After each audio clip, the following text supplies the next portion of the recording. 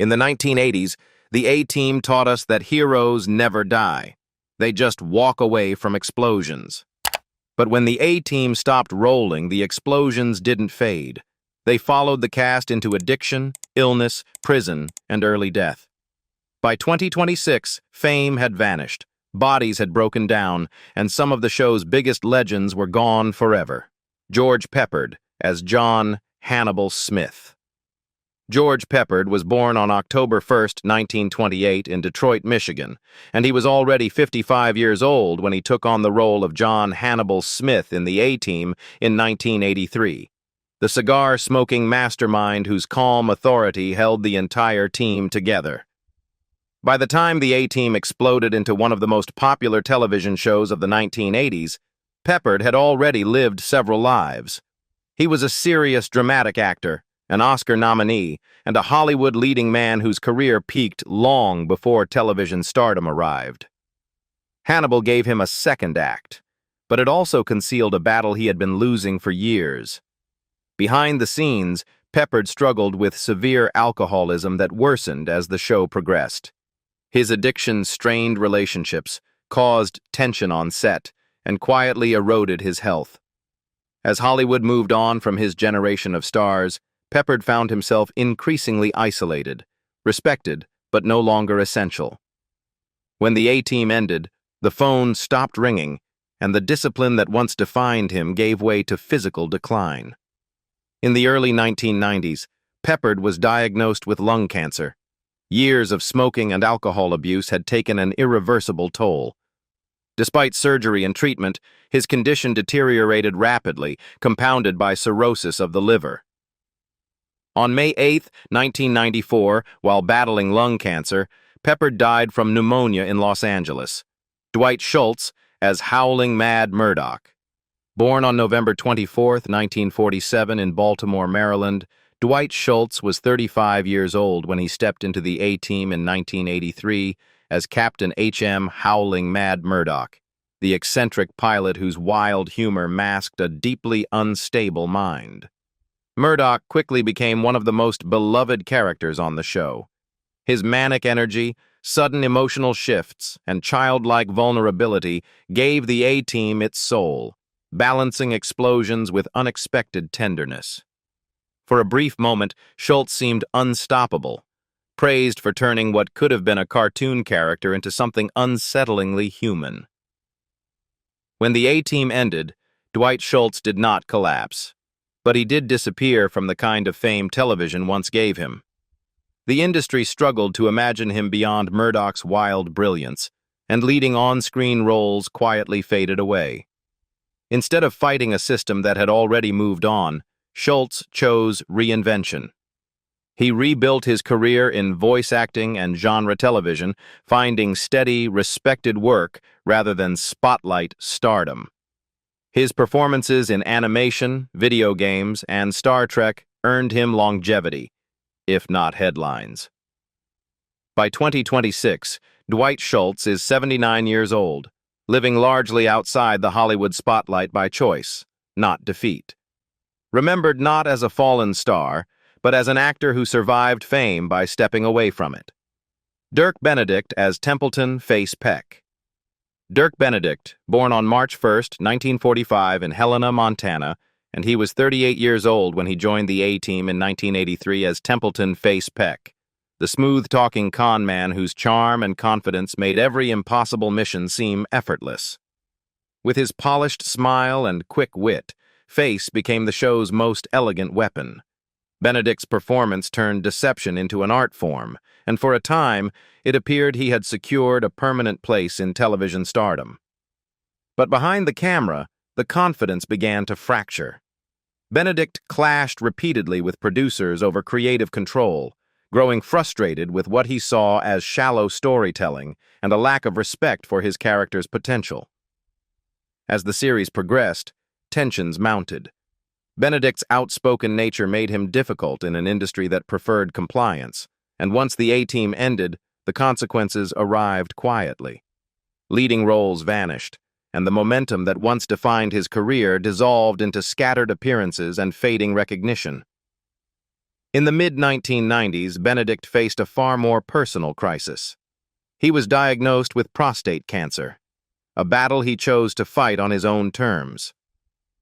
Rejecting conventional medical treatment, he pursued alternative therapies and survived, but the experience left him physically altered and psychologically hardened.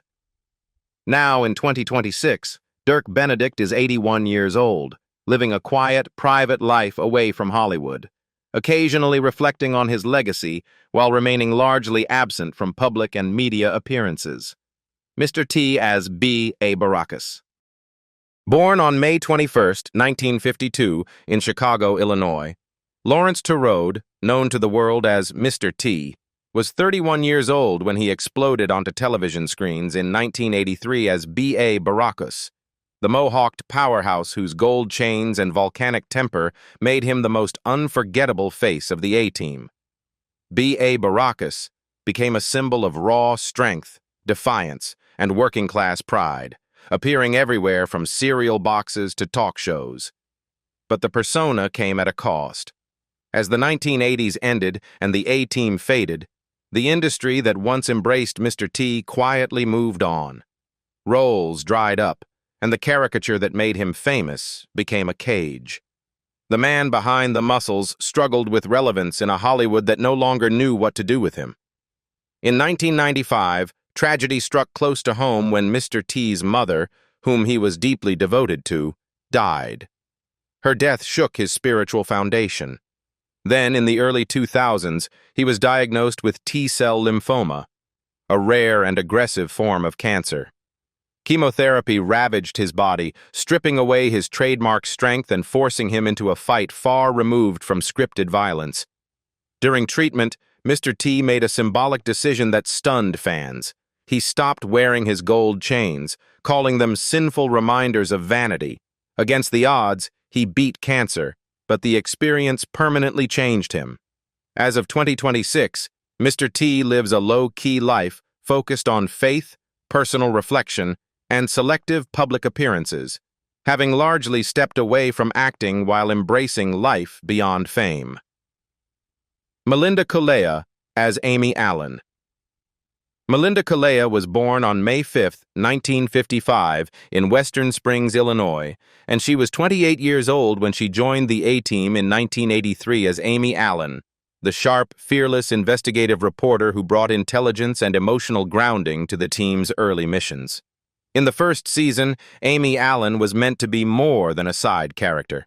She challenged the men, questioned their violence, and often pushed the story forward with logic rather than brute force. For a brief moment, Culea appeared positioned to become one of television's rare, strong female leads in an action-driven series dominated by male egos. But behind the scenes, conflict erupted.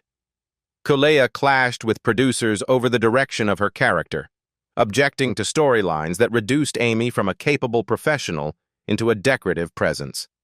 Her resistance came at a price. Midway through the show's rise, she was quietly written out, replaced without explanation, her absence barely acknowledged on screen. The fallout was devastating. Branded as difficult, Culea found doors closing rapidly in an industry that punished women for asserting creative agency. While the A-Team soared without her, her acting career stalled. Roles became sporadic, visibility faded, and the momentum she had fought to build evaporated almost overnight.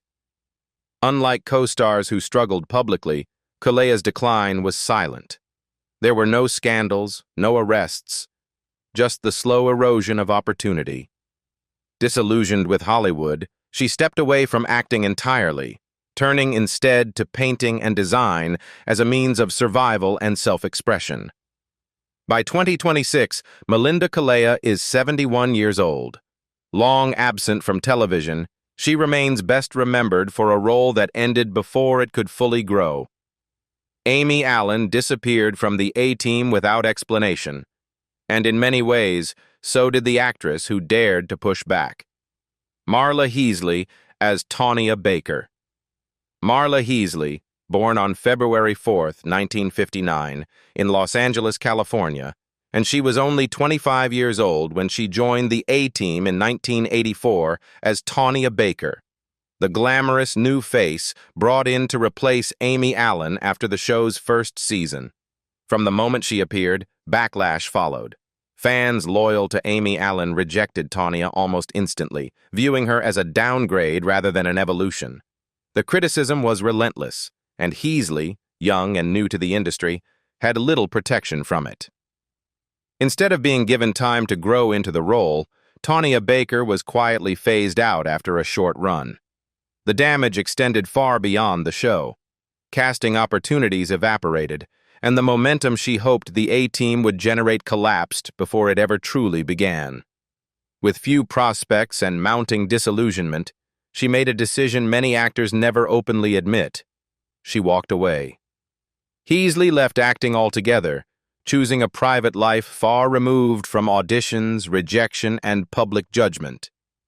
There was no comeback, no reinvention arc, only a clean break from a dream that ended too soon. By 2026, Marla Heasley is 67 years old. Tanya Baker remains a footnote in the A-Team's history. A reminder that in Hollywood, replacing a beloved character can cost an actress an entire career, even when the failure was never truly hers. Lance Legault as Colonel Decker. Born on May 2, 1935, and Lance Legault was already in his late 40s when he appeared on the A-Team as Colonel Decker, the relentless military antagonist whose cold authority made him one of the show's most recognizable enemies. That familiarity, however, became a trap. Throughout his career, Legault was relentlessly typecast as soldiers, generals, lawmen, and hard-edged authority figures. While the work was steady for a time, it left little room for growth. Unlike many of his contemporaries, Legault's decline was quiet.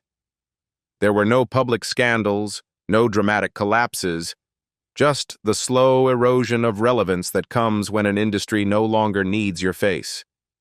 His appearances became sporadic, then stopped altogether, as newer generations replaced the familiar villains of 1980s television. On Monday, September 10, 2012, Lance Legault died of heart failure at his home in Los Angeles. He was 77 years old.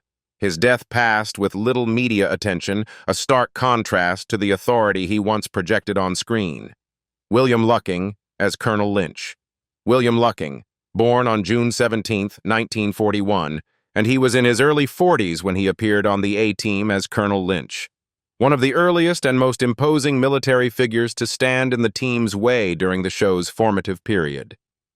With his towering build, gravelly voice, and intimidating physical presence, Lucking specialized in authority figures who radiated threat without theatrics. Soldiers, bikers, lawmen, men who looked like they had already seen too much. But that same strength narrowed his path. Work became inconsistent, then scarce, and the once ubiquitous tough guy found himself aging out of an industry that rarely makes room for older antagonists. Off-screen, Lucking battled personal demons.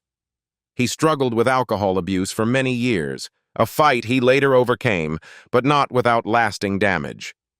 The recovery brought stability, yet it did not restore the career momentum that had already slipped away. Like many character actors, he watched his visibility shrink while the shows that made him recognizable lived on in syndication. William Lucking died at his home in Las Vegas, Nevada on October 18, 2021. He was 80 years old. His passing came quietly, without headlines or tributes befitting a man whose face had once symbolized fear and authority on network television. Carl Franklin as Captain Crane. Carl Franklin was born on April 11, 1949 in Richmond, California, and he was in his mid-30s when he appeared on the A-Team as Captain Crane, a supporting military figure whose authority carried quiet tension rather than brute force. His performance reflected discipline and intelligence, hinting at an actor capable of depth beyond the rigid roles television often assigned to black performers in the 1980s. Opportunities for meaningful, sustained acting work were limited, and the roles offered rarely allowed growth or visibility. As acting opportunities narrowed, Carl Franklin faced a familiar reality for many black performers of the era. Limited roles, little control, and even less longevity. But unlike those who waited to fade, Franklin chose to pivot while he still could. Stepping away from acting was not surrender. It was strategy. Behind the camera, he found authority, creative freedom, and a voice far stronger than television had ever allowed him. His work as a director earned critical respect and proved that his talent had always reached beyond the roles he was offered.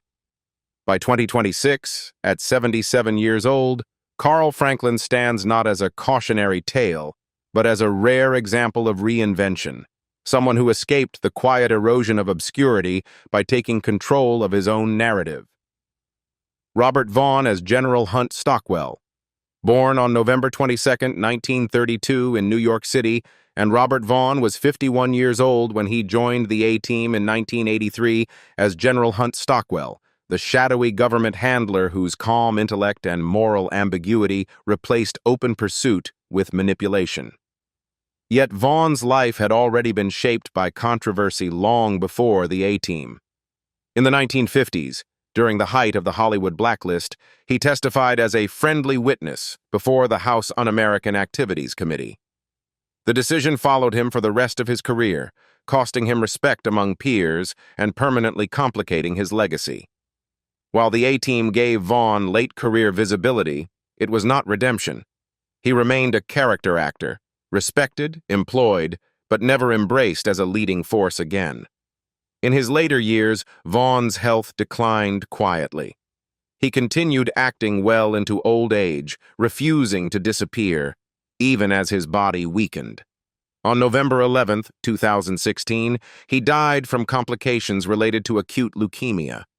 He was 83 years old. More than 4 decades later, the A-Team still feels invincible on screen. Explosions without consequences, heroes who always escape. But behind the bravado were real lives shaped by illness, rejection, prison, compromise, and quiet disappearances. Which fate from the A-Team haunted you the most?